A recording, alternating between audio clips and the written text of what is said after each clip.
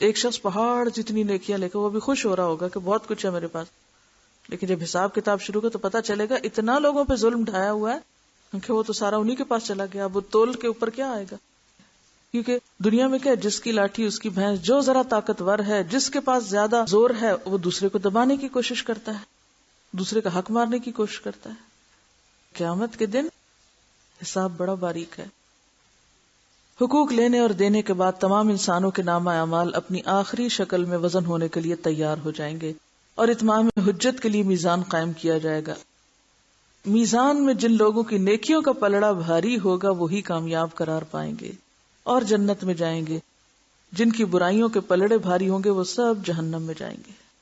بعض لوگوں کے میزان میں ایک نیکی کی زیادتی یا ایک نیکی کی کمی ان کے جنتی یا جہنمی ہونے کا فیصلہ کرے گی۔ وہ ایک ظلم، ایک گالی جو کسی کو دی تھی، آج نیکیاں ہیں لیکن وہ اس کو مل گئی، لہذا اپنی طرف کمی ہو گئی۔ اور دنیا میں ہم کتنا بے دریغ زبانیں کھولے ہوئے ہیں، جس کو جو چاہیں کہہ دیں، جس کے ساتھ جیسا چاہیں معاملہ کریں۔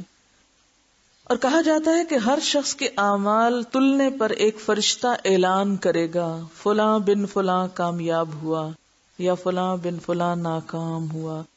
پورے میدان میں اناؤنسمنٹ ہوگی، آپ کا نام لیا جائے گا اور نام لے کے بتایا جائے گا فلاں کامیاب ہو گیا۔ اب یہ سب کے ریزلٹ سن رہے ہوں گے لوگ۔ اب آپ دیکھیں دنیا کی مشہور ترین شخصیتیں جن کو زمانہ جانتا ہے، جب قیامت کے دن ان کا نام لے کے بتایا جائے گا کہ وہ ناکام ہو گئے تو شرمندگی کا عالم کیا ہوگا؟ کبھی سوچا ہم نے؟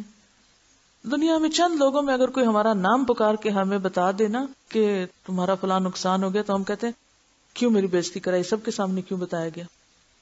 دنیا میں اگر کوئی نقصان ہو جائے، کمی ہو جائے تو لوگ عام طور پہ مینشن نہیں کرتے اس کو، کسی کو پتہ نہ چلے، اس سے بےزتی ہوتی، لیکن وہاں تو سب کے سامنے کھل جائے گا معاملہ۔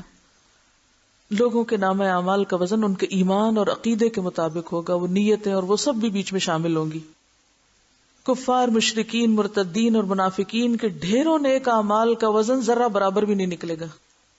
لا نقیم لہم یوم القیامت وزنا، عالی شان اعمال، اتنا وزن نہیں۔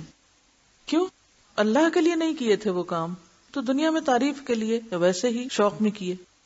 میزان ان تین جگہوں میں سے ایک ہے جن کے بارے میں اللہ کے رسول صلی اللہ علیہ وسلم نے فرمایا وہاں کوئی آدمی کسی کو یاد نہیں کرے گا۔ جب نیکیاں اور بدیاں تل رہی ہوں گی نا، کوئی کسی کو یاد نہیں کرے گا، نہ اس کی مدد کرے گا، نہ اس کے کام آئے گا۔ اگر کسی آدمی کی ایک نیکی میزان میں کم ہو گئی تو سارے حشر میں، یعنی میدان حشر میں، کوئی بھی اسے ایک نیکی دینے کے لیے تیار نہیں ہوگا۔ ایک نیکی کا سوال کوئی تیار نہیں، نہ باپ، نہ بیٹا، نہ بیٹی، نہ بیوی، نہ کوئی یار دوست، نہ پیر مرشد، سب ایک دوسرے سے دور بھاگیں گے۔